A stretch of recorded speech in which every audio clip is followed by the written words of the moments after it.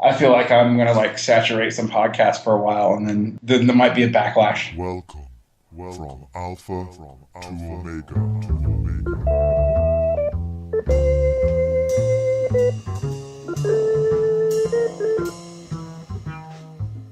Hello, and welcome to the 39th episode of From Alpha to Omega. Today is Sunday, the 6th of October 2013, and I'm your host, Tom O'Brien. This week, we have the second part of our interview with C. Derick Varn. We discussed Derrick's new online literary journal, Former People, a journal of bangs and whimpers, the origins of modernism, the influence of Freud, relativity and quantum mechanics, the role of modernism in politics, and of course, a little Marx. Derrick also reads a few excerpts from his writings, poetry. The show is shorter than usual, so I'll have the next show out a week earlier than usual. You can help me keep the show going by making a once-off donation or signing up to become a subscriber. We join the conversation as Derrick tells us why he chose Former People as the title of his new journal. Former people, you know what former people are? The name of children of aristocrats in the Soviet Union was literally translates into English as former people. For me and my co-editor Stephen, it was sort of a sign of a break. We'd both been involved in certain kinds of Leninist politics. We are also both children of East Europe. I'm a weird part Irish, part Bulgarian, and vulgar German Jew.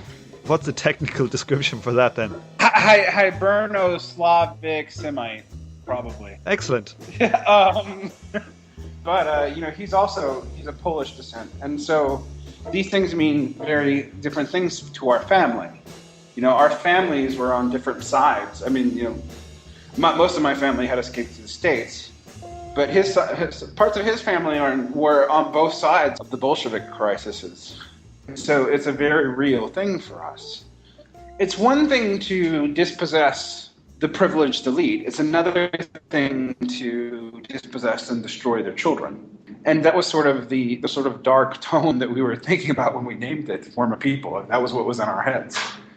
Because we sort of felt like, and I still sort of feel like, aesthetically, particularly in American literature, I think a lot of what I'm saying now generalizes more to American literature than to Irish or British literature. Although, the contagion's always there between all those countries. We speak a similar language. So we were thinking about that, and we were wondering, another question was coming into our minds, why did it seem like modernism as a literary movement in English sort of devolve into two ways? It became postmodern, which is interesting but flippant and kind of refuses to deal in anything entirely seriously in a way. Or it became really reactionary. You can look at the political writings of T.S. Eliot or Ezra Pound, or even some people that people think of being super reactionary, like maybe someone like Wallace Stevens. Their politics are much more opaque. And we were thinking on that, and we were trying to figure that out. And we started thinking about this idea of neo-modernism. What would it mean to go back to the sort of modernist experimentation and looking at the world and looking at tragedy and stuff seriously, but try to do it from new eyes without going down the same sorts of aesthetic or political pitfalls that the modernists fell down?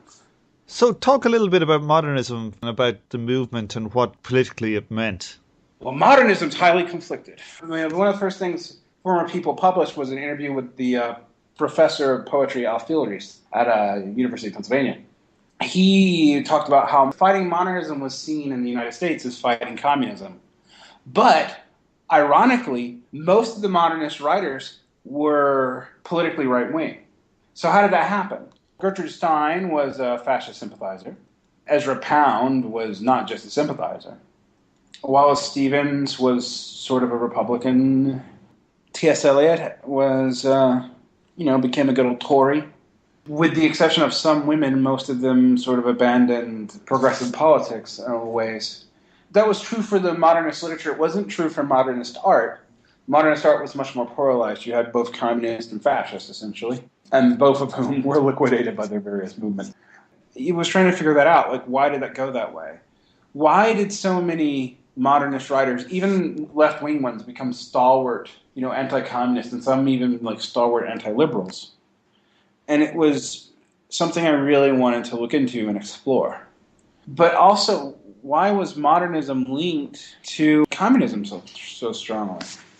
It's a very interesting thing. You have a movement where most of the people that people would think about as the founders and leaders of the movement, people assume they're left-wing, but if you actually look at them, most of them ended up being pretty right-wing. But that initial left-wing impression was still, kept, and people, conservatives still have a hostility to modern art. Were the modern artists, like Picasso and these, they were not particularly right-wing, were they? No, the writers and the artists were very different in that regard. The exception was, of course, like the futurists, who were very right-wing. But the artists did fare a little better. Although Salvador Dali did have some pretty right-wing sympathies. And even people like André Breton, who were initially communists, they wrote anti-communist literature in the 50s, a lot of them.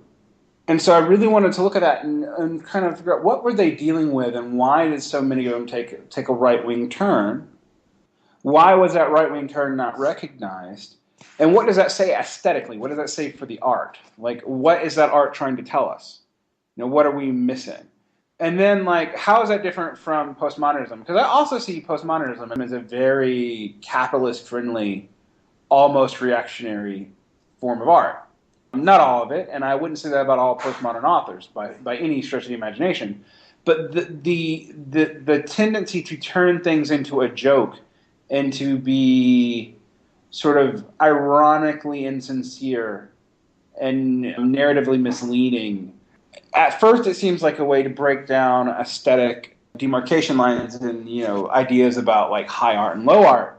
But it's also weirdly passive and seems to just like it has a very consumerist mentality of, we can take from this and that because we're just individuals and it's all a pastiche and it's not really serious anyway.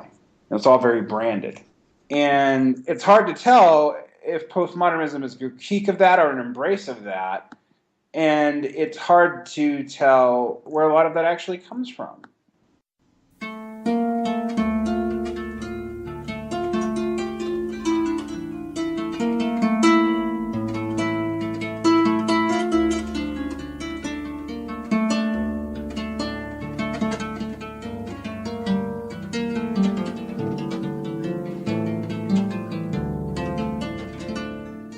Sitting in a Mexican bar, eating a shrimp taco and drinking local beers, I chat with a friend who is also a Marxist in the vague sense of the term. You know the kind of fellow, the one who reads endnotes and can speak of the subsumption of labor power, but has not belonged to a union for ages. The last few years have been a blur for me. As an expat teacher working in high schools and universities in Mexico and Korea, since leaving Macon, Georgia in my late 20s, I have moved all over the world and talked to the left in several countries. In Georgia, I had also been trying to make a difference as a good left liberal in a non-unionized educational world that exists in the southern United States. I taught vocational college classes and high school to poor and learning challenged students. I made tests. I visited the poor parts of the city, worked with the local anti-war groups, even though they were mostly libertarians or paleo-conservatives. And after 3 years and an economic recession, I had gotten nowhere. I gave up. And this time, instead of being left, I left. Now that I am teaching here semi-privileged kids in the desert, the sun beating down and the beer cold, I have a confession to make. Despite years of protesting, I woke up and realized that I was a leftist, and I never wanted to be one. I did not even really know exactly what a leftist meant, other than a vague distrust of both the conservatism as manifested in the spirit of the 1990s, and an even more nebulous distrust of Democrats and military Keynesian liberals.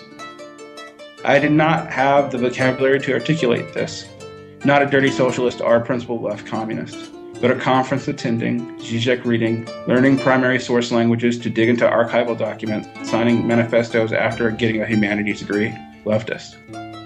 While advocating socialist principles, I would go through the normal leftist terms: the battle for Seattle, the 2000s anti-war protesting, working in women's shelters in the semi-rural South, which, conversely, led me to carrying a gun at one point, working with students abroad, and even in the peripherals of being a teacher, a professor, an artist. In this way, I was a cliché.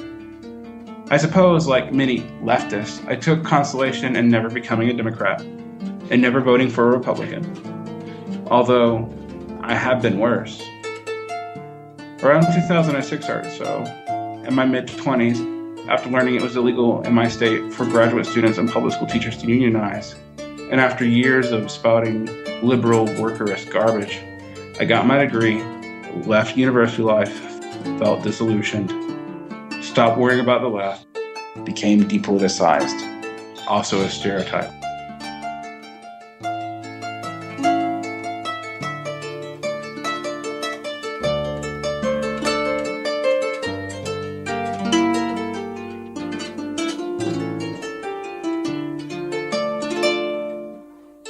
If you look at the modernist movement, say most of the names that you mentioned are in the West. Can we see the shift in the political base also reflected from a Marxist perspective? You know, there was such an anti-communism abounding around that, you know, sometimes artists need a check. Can we see the base structure acting at this level? Do you think there's anything in that? Yes, I think there's a lot of that. I also think, for example, with a lot of the people who became anti-communist, a lot of them are just honest artists, like Breton or like Arthur Koestler. They weren't necessarily good people, but they were pretty honest artists. And they experienced things, particularly around the time of the Molotov-Ribbentrop trials and the terror, that really, really turned them against the Soviet Union. But they didn't have any political place to really exist in the United States. And a lot of even liberals who were sympathetic to the Soviet Union for reasons having to do with war ties alienated them, and they didn't really have any other friends. And the only people who talked to them were like religious conservatives. And I think that has a profound effect on people. And I do think it really played out historically to move a lot of people who had stayed sort of left wing in their sympathies over. You know, so I think there's both class issues, like you said, so the class basis changes and the money really plays out a part. But I also think that there's like something about honesty and dealing with things that you're seeing on the ground and the way people who are more removed from it are not, and you being alienated for telling the truth. And particularly in America, that was a pretty lonely place to be. Because, you know, there wasn't so many socialists, for example, that if you broke with the Communist Party of the United States, that you really had a home anywhere else.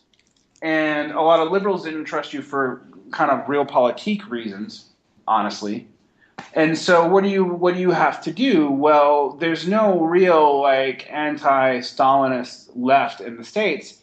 And the only really friends you have now are probably people who are trying to cynically use you as a way to denounce the left and liberals. And but they're nice to you. I think that actually happened a lot. I mean, it's a psychologizing, but I think that actually happened a lot.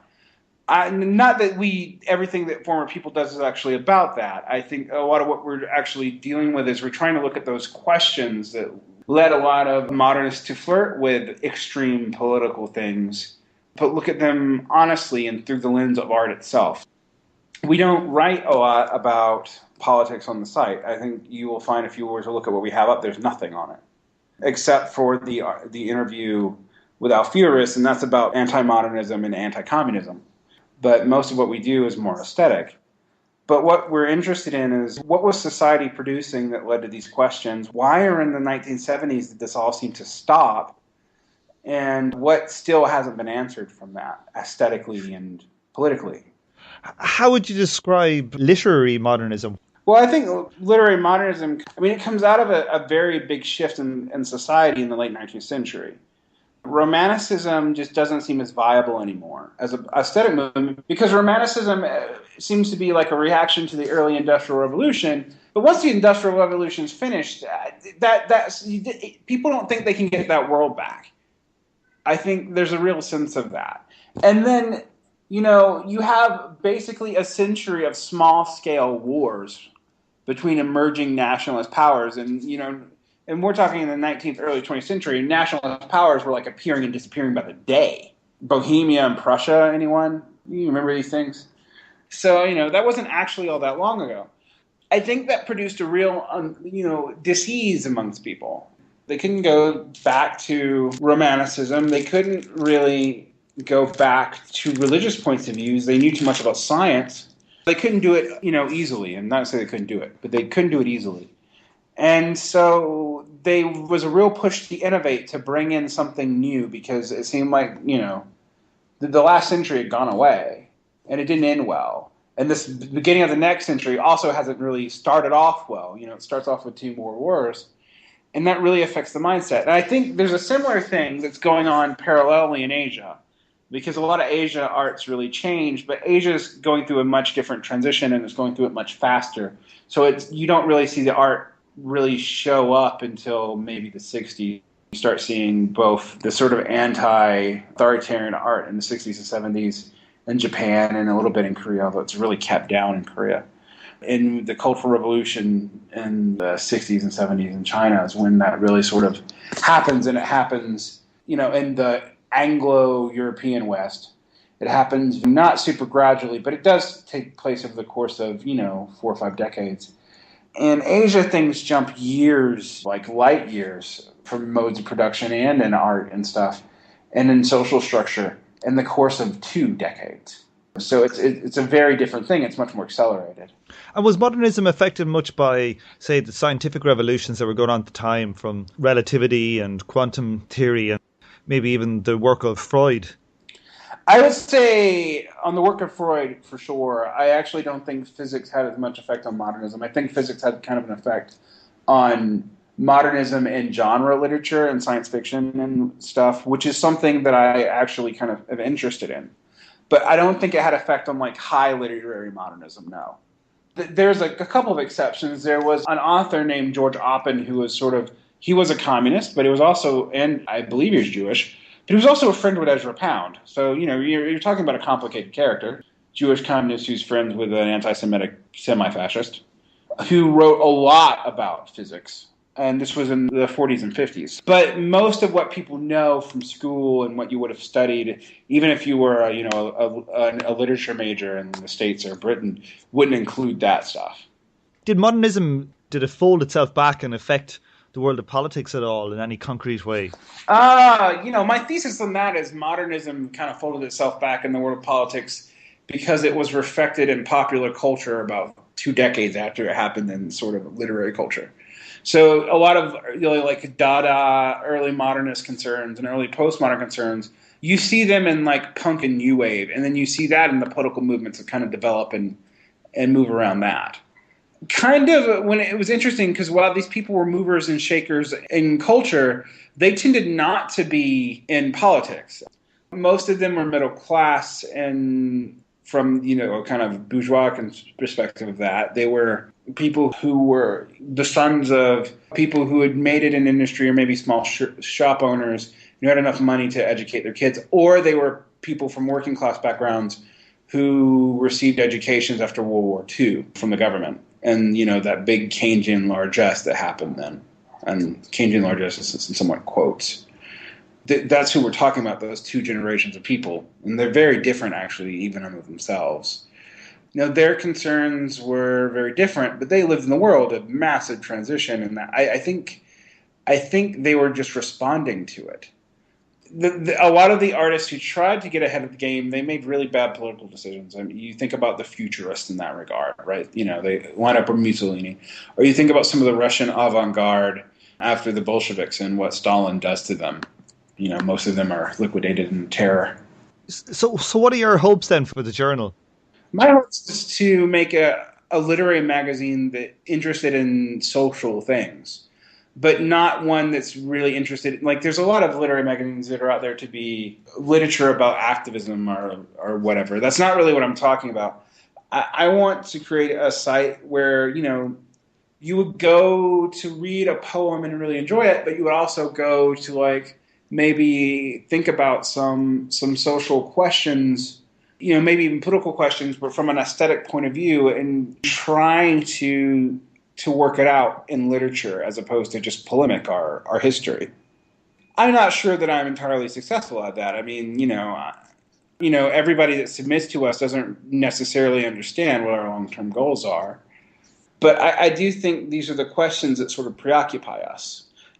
I shouldn't count my eggs before the hatch, but soon we should be releasing interviews on the differences between Chilean South American modernism and Anglo-American modernism, and also one on the difference between Chinese modernism and Anglo-American modernism. There's going to be lots of interviews there. There's also going to be lots of poetry and literature to look through. And so you ever get tired of reading socialist polemic or listening to depressing economic reports, you can go read a poem. A depressing poem. Yeah, probably. I mean, you're not necessarily the most uplifting of people. I tend to find I think I'm pretty jovial in person, but no, most of what I write is not necessarily happy.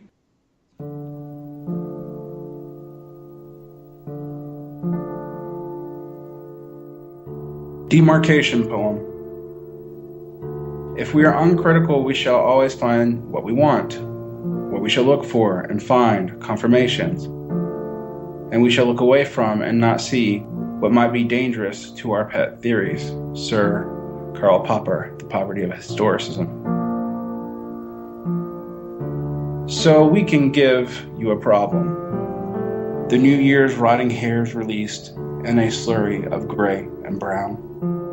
Navel gazing doesn't tell you much about yourself except that your eyes can't peer past lint into viscera. If A is for Apollonian and D is for Dionysian, then Nietzsche botched the variables of the equation. If you are searching for answers, have breakfast first, or the truth won't tell. Nonsense, you say. The divination of hairs in the sink are the mapping of veins, no more scientific than palmistry. If D is for death and L is for life, then the symbolism is too blatant. We're still struggling for meaning's lines to be clearer, to cut away the dead weight, which may be life itself.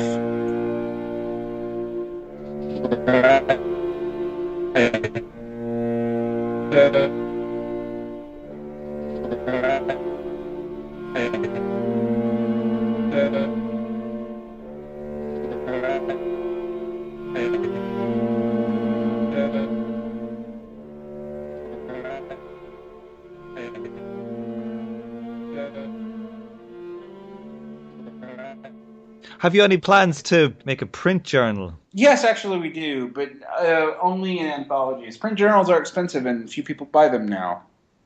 Base superstructure issue. But we do plan on making some print-on-demand journals. So if people want them, eventually we will make anthologies of what we consider the best stuff. And they'll be available probably for just a little bit above cost.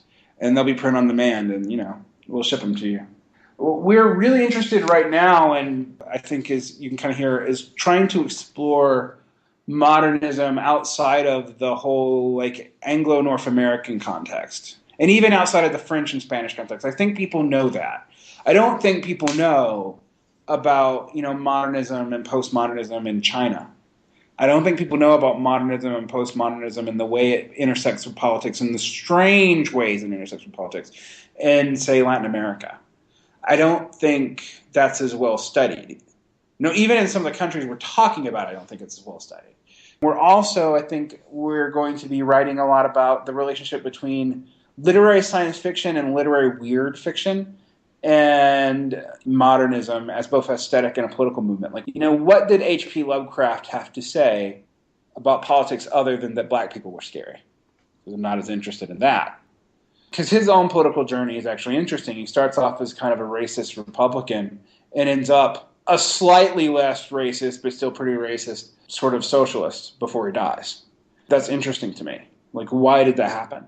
That's what I'll be looking at in the next issue, plus whatever we get in terms of stories that I think are in that vein that explore those issues of transition and, you know, looking at the world not necessarily like with no sense of humor, but seriously, you know, being able to look at things that are tragic and not being flippant or sarcastic or arch or necessarily even meta about it.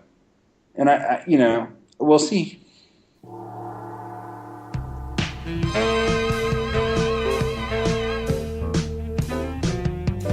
On this episode, you heard the theme tune, The Order of the Pharaonic Jesters by Sun Ra and his orchestra, and Clint Mansell's The Last Man. You also heard La Partida, played on a Paraguayan harp by Mark Harmer, and you are now listening to Enlightenment by Sun Ra. I'd like to thank Derrick for coming on the show again. Why not check out his journal? Derrick may find it stimulating. Derrick plays us out with another reading from his writings. Thanks for listening, and I hope you join me for the next episode of From Alpha to Omega.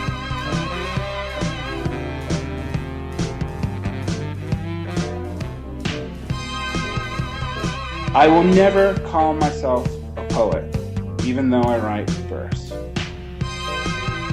Poet is, from the Greek, a maker. I do not make anything. When I sit at a pressboard desk and write for hours, be it with pencil or by the clicking of keys, I am not making. I am presenting what the world has already implanted in me and polishing it off. The language chooses me as much as I choose the language. A poet, then, is the pretense of originality. The world, however, is without self. A maker implies selfhood. This is against both my aesthetics and my religion. When I write about myself, I am not particularly concerned about my own selfhood, but rather my lack of it. As poet Lynn Emanuel once told a group of creative writing students over dinner of chicken parmesan, it took her a long time to come to terms with a linear narrative. She told us how she became engrossed with James Joyce and Gertrude Stein because of their abstracting of the traditional idea of dramatic narrative into explorations of consciousness and non-linear ideas. Emanuel said that she was dealing with the death of her father. She was hit in the face with the fact that life's narrative is rather linear. She said that the body definitely has a beginning, a middle, a climax, and an end, and you have to deal with it. A few years ago, I stood over my maternal grandfather's bed. It smelled of stale urine and lye. As he raised his anthropy hand, he started laughing for no discernible reason. He slurred some words that gave credit to what a few well-placed strokes can do to one's mind. As Chinua Achebe and the second law of thermodynamics like to remind us, things do fall apart. That's the shitty part of a narrative. It ends. Maybe our cultural fear of death that has led us away from linear narrative. Maybe it's any number of things. Hard to say. It is interesting, however, that the academic world has been distancing itself from the popular reader by trying to avoid traditional narrative and plot. Language-based literature is generally in vogue, and there's nothing wrong with that, as long as there is some discernible idea of narrative. Things fall apart, and as writers, it's our job to put them back together. Language can do that if it has a recognizable structure, something that people, including poets, often ignore. That's why I believe in narratives, and that narratives are something that every poet should employ. But all that said, I still don't think linearly.